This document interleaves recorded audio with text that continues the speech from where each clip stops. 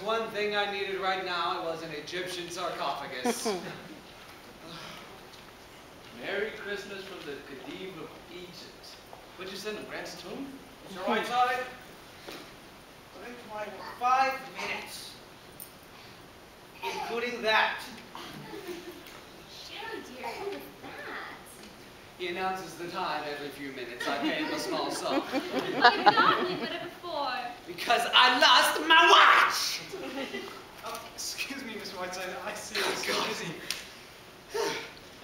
Well, I'll just wait here. I've written a new chapter on the left kidney. Sherry, darling, is that the plumber again? You're not very Christmassy. You're usually bubbling over Christmas morning, my dear. And who sent you this? The Adedipe of Egypt?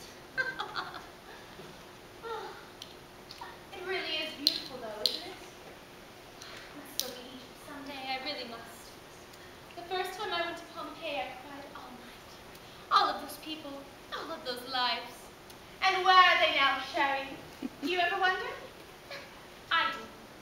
Here was a woman, like myself, a woman who once lived and loved. All the same passions, fears, and jealousies and hates. And what's left of her now? Is this?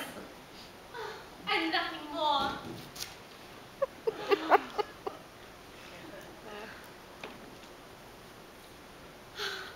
A span of 4,000 years. A mere atom in the eternity of time. And here am I, another woman, living my life. I want to cry. But it is Christmas after all. It's Christmas time, dear. I mustn't talk this way. My dear, have you ever played St. Joan? Why, no, Sherry, I haven't. Why? Because when you stepped into that mummy case, there was an absolute halo about you. I see it. Yes. How sweet. I mean, it transcended any mortal expression I had ever seen. Please, once more. Oh, Sherry, you're joshing me, of course. My dear, I never josh about these sorts of things.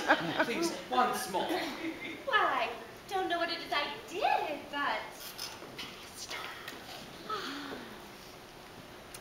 I just felt so silly. I can't do it.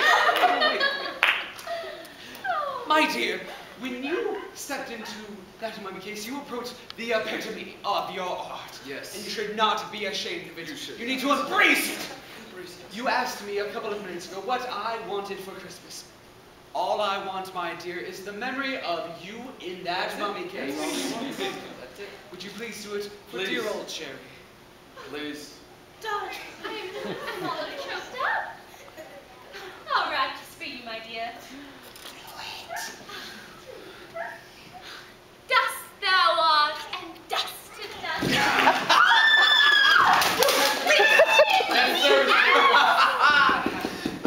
Well, she'll be all right in there. Shut up. I'll let her out of the place as soon as we get out of here. Oh, wait. What are we doing now? How do we get out of here? Well, that's the next thing. It's one step at a time. Well, think fast, Captain. Think fast.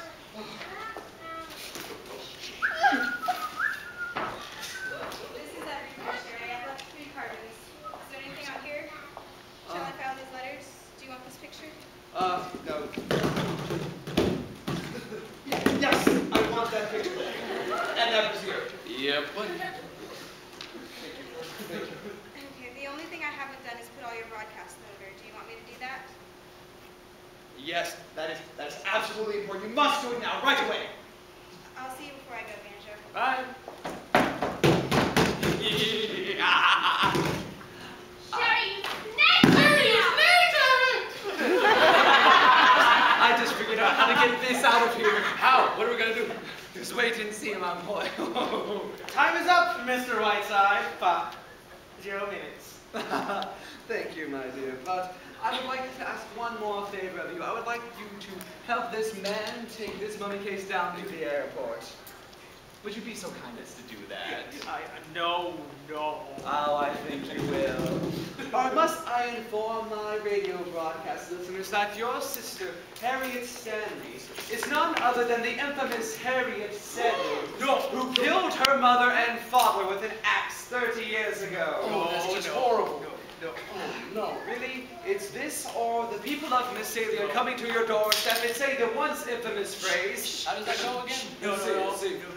Harriet Stanley took an axe and gave her father 40 whacks. And when that job was nicely done, he gave her mother 41. Drop the knife! That's just dreadful. I'm really asking very little. I too am giving up something here. Would make one heck of a broadcast. It would. So what do you say? Mr. Whiteside, you are the most dreadful person I have ever met. I'm afraid you're a little late in finding that out, old fellow. Oh, good sir, please come in here. Would you help this man take this mummy case down to the airport? He's sending it to a friend. Right, Mr. Stanley? Yes. No! Sherry!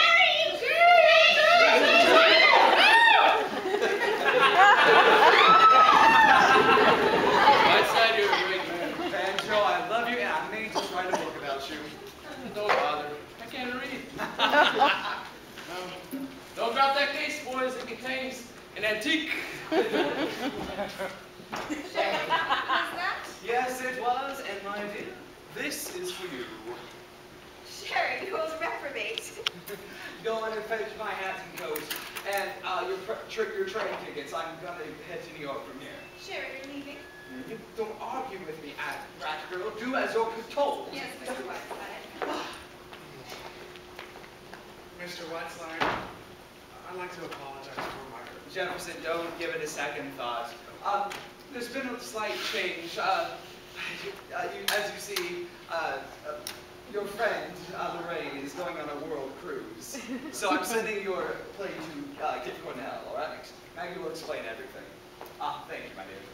Mr. Whiteside, are you very busy? Yes, I am, but if you're ever in New York, do try and find me. Lorraine. Why do I call you Lorraine? Your face isn't as hideous as hers. Come here. I love you so much. Wonderful. Jefferson, you'll never know the trouble you caused. Goodbye, Mr. Whiteside. And Mr. Stanley, I would like to hear in the near future that your daughter has married her young man, and that your son has been able to follow his own bent. Or else. Goodbye, everyone. Parting is such sweet sorrow. Maggie, what's going on? I feel like I just missed something. I didn't even know he could walk. Don't worry, you caught it, Bert. You're too young to know.